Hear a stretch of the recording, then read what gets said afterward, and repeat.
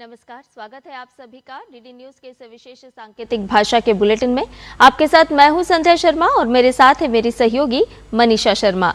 आइए बुलेटिन की शुरुआत करते हैं हेडलाइंस के साथ। 4 राज्यों और एक यूटी में होने वाले विधानसभा चुनाव की सरगर्मियां तेज।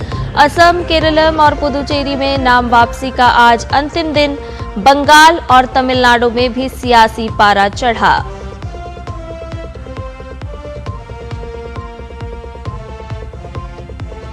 देश में कुवैत से आ रही है हजारों टन घरेलू गैस।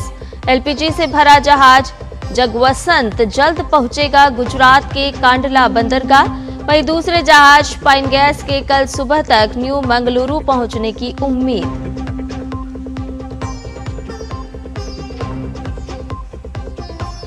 डब्ल्यूटीओ का 14वां मंत्री स्तरीय सम्मेलन आज से 29 मार्च तक कैमरून में। भारत की तरफ से वाणिज्य और उद्योग मंत्री पीयूष गोयल होंगे शामिल। वैश्विक व्यापार प्रणाली को मजबूत करने पर होगी चर्चा।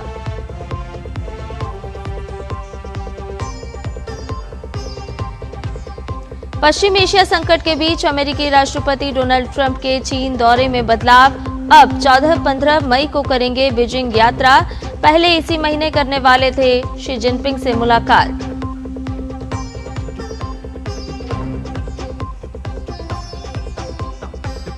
और खेलो इंडिया ट्राइबल गेम्स में कर्नाटक का दबदबा। पहले दिन 5 स्वर्ण समेत 7 पदकों पर किया कब्जा। छत्तीसगढ़ में आयोजित गेम्स में 3800 ट्राइबल खिलाड़ी ले रहे हैं हिस्सा।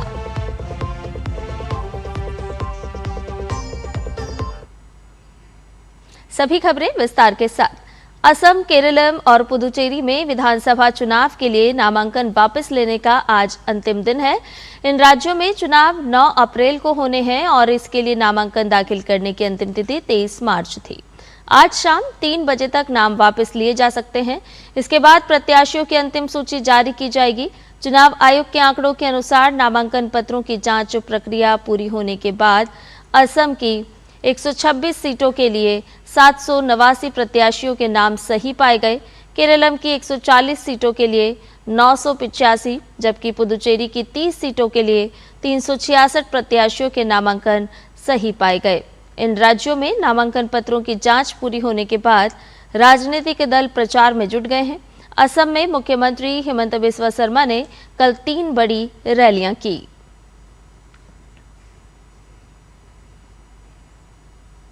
पश्चिम बंगाल में विधानसभा चुनाव नजदीक आते ही सियासी बयानबाजी अपने चरम पर पहुंचने लगी है। इसी बीच 2 दिवसीय राज्य दौरे के समापन पर भाजपा के राष्ट्रीय अध्यक्ष नितिन नवीन ने आगामी चुनाव में पार्टी की जीत को लेकर भरोसा जताया।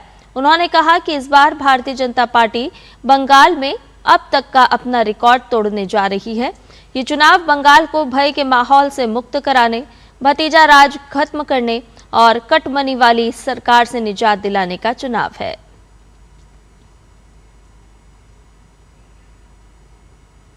एलपीजी टैंकर जगवसंत आज भारत पहुंचने वाला है। ये गुजरात के कांडला बंदरगाह पर पहुंचेगा। जगवसंत सोमवार को फारस की खाड़ी से रवाना हुआ था। इसमें लगभग 47,612.59 मीट्रिक टन एलपीजी है। इसके साथ ही भारतीय एलपीजी पोत पाइन गैस भी देश में एलपीजी लेकर आ रहा है, जिसके कल सुबह तक न्यू मंगलुरु पहुंचने की उम्मीद है। पाइन गैस लगभग 45,000 मीट्रिक टन एलपीजी लेकर भारत आ रहा है। सुरक्षित ट्रांजिट के बाद लगभग 540 भारतीय नाविकों वाले 20 भारतीय ध्वज वाले जहाज पश्चिम फारस की खाड़ी क्षेत्र में उपस्थित हैं। जहाज रानी महानिदेशालय, जहाज मालिकों, आरपीएसएल एजेंसियों और भारतीय दूतावासों के समन्वय से स्थिति पर कड़ी निगरानी रख रहा है। इससे पहले एमटी शिवालिक और एमटी नंदा देवी लगभग 92,712 टन एलपीजी लेकर सुरक्षित रूप से भारतीय तट पर पहुंचे थे।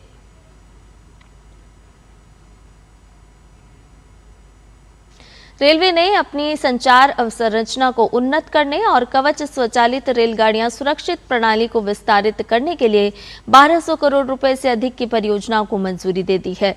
इन परियोजनाओं का उद्देश्य उन्नत फाइबर संचार प्रणालियों और बेहतर सुरक्षा तंत्रों के माध्यम से रेलवे नेटवर्क को मजबूत करना है। स्वदेशी रूप से विकसित कवच 4.0 को तमिलनाडु, केरलम और कर्नाटक के 548 किलोमीटर के व्यस्त मार्गों पर 300 करोड़ रुपए से अधिक की लागत लगाया जाएगा। ये प्रणाली गंभीर परिस्थितियों में स्वचालित रूप से ब्रेक लगाकर ट्रेन दुर्घटनाओं को रोकने के लिए डिजाइन की गई है और व्यस्त मार्गों पर परिचालन सुरक्षा को बढ़ाएगी। मंत्रालय ने कहा कि गुजरात के राजकोट और भावनगर डिवीजनों में 300 करोड़ रुपए से अधिक की लागत से ऑप्टिकल फाइबर संचार नेटवर्क का निर्माण भी पूरा किया जाएगा।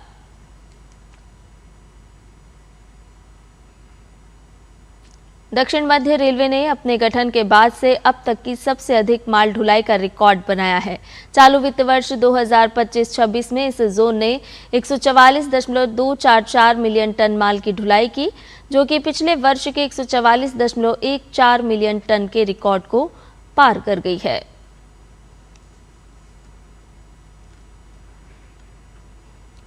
दिल्ली विधानसभा में बुधवार को पीडब्ल्यूडी मंत्री प्रवेश साहिब सिंह वर्मा ने पूर्व मुख्यमंत्री अरविंद केजरीवाल के सरकारी आवास को लेकर सदन में तीखे आरोप लगाए।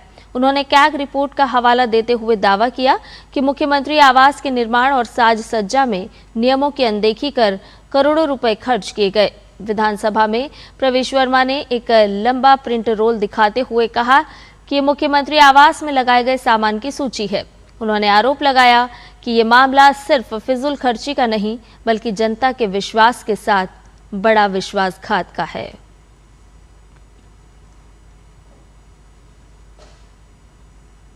सीबीआई को नीरव मोदी प्रत्यर्पण मामले में बड़ी सफलता मिली है। लंदन हाई कोर्ट ने नीरव मोदी की प्रत्यर्पण कार्रवाई दोबारा खोलने की याचिका खारिज कर दी है। नीरव मोदी ने भारत में कथित दुर्व्यवहार की आशंका का हवाला देते हुए अपील दोबारा खोलने की मांग की थी, लेकिन अदालत ने इसे असाधारण मामला मानने से इनकार कर दिया। नीरव मोदी 2019 से ब्रिटेन की जेल में बंद हैं और भारत में पंजाब नेशनल बैंक से 6,498 करोड़ रुपए की धोखाधड़ी के मामले में वांछित हैं। सीबीआई ने इसे भारत सरकार और एजेंसी की बड़ी कानूनी सफलता बताया है। विश्व व्यापार संगठन की 4 दिवसीय मंत्री स्तरीय बैठक आज से कैमरून में शुरू हो रही है। बैठक में चर्चा के लिए निर्धारित प्रमुख एजेंडों में WTO सुधार, ई-कॉमर्स, विकास के लिए निवेश सुविधा, मत्स्य पालन सब्सिडी, कृषि और विकास संबंधी मुद्दे शामिल हैं। भारतीय प्रतिनिधिमंडल का नेतृत्व वाणिज्य और उद्योग मंत्री पीयूष गोयल करेंगे। इसमें वाणिज्य विभाग के वरिष्ठ अधिकारी शामिल होंगे। इस बैठक में भारत छोटे किसानों और मछुआरों की आजीविका की रक्षा और डिजिटल व्यापार जैसे उभरते क्षेत्रों में विकासशील अर्थव्यवस्थाओं के लिए नीतिगत गुंजाइश जैसे मुद्दों को प्रमुखता के साथ उठाएगा। भारत, चीन और अमेरिका सहित 166 सदस्य देशों के वाणिज्य मंत्री मध्य अफ्रीकी देश कैमरून के याओंडे में विश्व व्यापार संगठन के 14वें मंत्री स्तरीय सम्मेलन में कृषि, ई-कॉमर्स और मत्स्य पालन से संबंधित मुद्दों पर चर्चा करने के लिए एकत्रित होंगे। मंत्री स्तरीय सम्मेलन जिनेवा स्थित विश्व व्यापार संगठन का सर्वोच्च निर्णय लेने वाला निकाय है। यह हर 2 साल में आयोजित होता है। पिछला मंत्री स्तरीय सम्मेलन अबू धाबी में हुआ था। ये बैठक महत्वपूर्ण है क्योंकि अमेरिका द्वारा लगाए गए व्यापक शुल्क और पश्चिम एशिया संकट के कारण वैश्विक व्यापार बाधित हुआ है।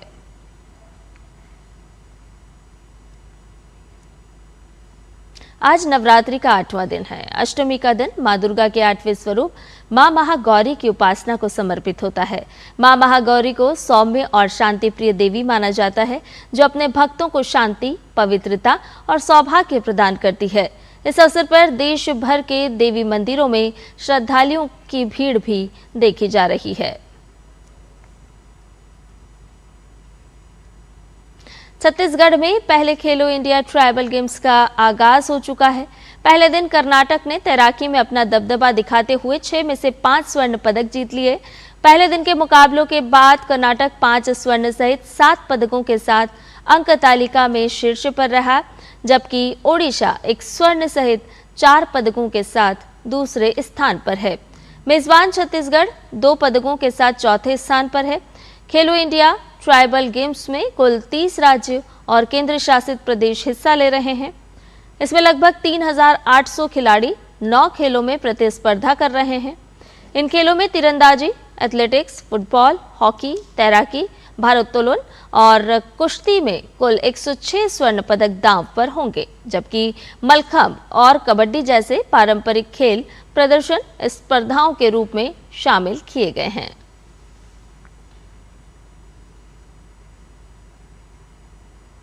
इसके साथ ही हमारे इस विशेष सांकेतिक भाषा के बुलेटिन में फिलहाल के लिए इतना ही। मुझे और मेरी सहयोगी मनीषा शर्मा को दीजिए इजाजत। नमस्कार।